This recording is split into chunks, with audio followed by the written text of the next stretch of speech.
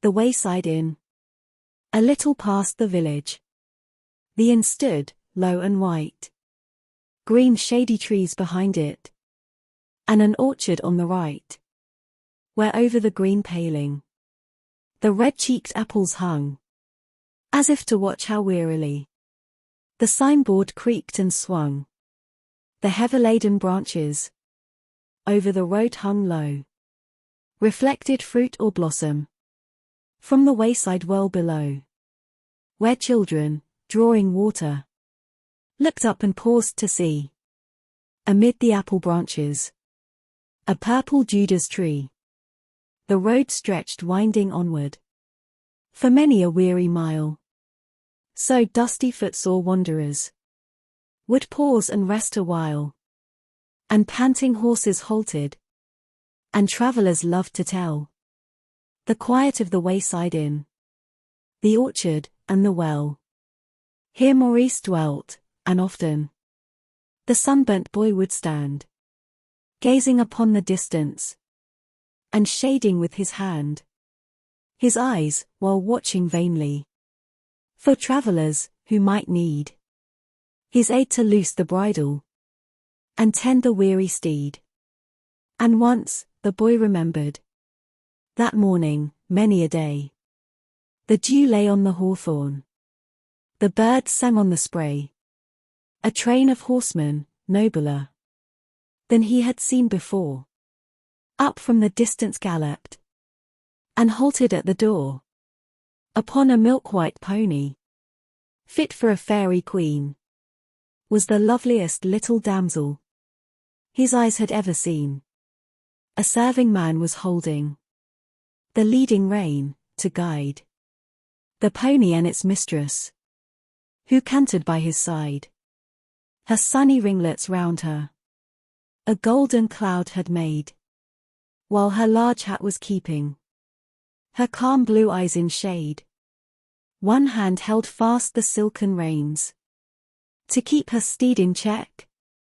The other pulled his tangled mane, or stroked his glossy neck. And as the boy brought water and loosed the rein, he heard the sweetest voice that thanked him in one low gentle word. She turned her blue eyes from him, looked up, and smiled to see the hanging purple blossoms upon the Judas tree, and showed it with a gesture, half pleading, half command, till he broke the fairest blossom, and laid it in her hand. And she tied it to her saddle, with a ribbon from her hair, while her happy laugh rang gaily, like silver on the air. But the champing steeds were rested. The horsemen now spurred on, and down the dusty highway they vanished and were gone. Years passed, and many a traveller paused at the old inn door. But the little milk-white pony and the child returned no more. Years passed, the apple branches a deeper shadow shed, and many a time the Judas tree, blossom and leaf, lay dead. When on the loitering western breeze came the bell's merry sound, and flowery arches rose, and flags and banners waved around. Maurice stood there expectant. The bridal train would stay some moments at the inn door. The eager watchers say, "They come, the cloud of dust draws near." Mid all the state and pride, he only sees the golden hair and blue eyes of the bride. The same, yet, still fairer. He knew the face once more, that bent above the pony's neck. Years passed at that inn door. Her shy and smiling eyes looked round, unconscious of the place, unconscious of the eager gaze he fixed upon her face. He plucked a blossom from the tree, the Judas tree, and cast its purple fragrance towards the bride. A message from the past. The signal came, the horses plunged. Once more she smiled around. The purple blossom in the dust lay trampled on the ground. Again the slow years fleeted, their passage only known by the height the passion flower around the porch had grown, and many a passing traveller paused at the old inn door. But the bride, so fair and blooming, the bride returned no more.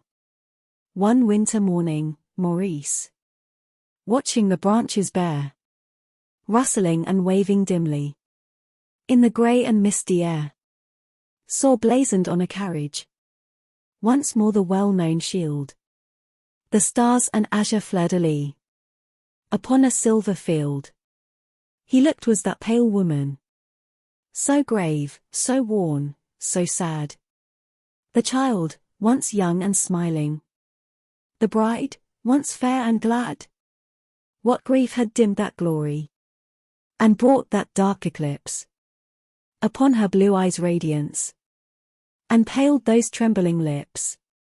What memory of past sorrow, what stab of present pain, brought that deep look of anguish, that watched the dismal rain, that watched, with the absent spirit, that looks, yet does not see, the dead and leafless branches upon the Judas tree?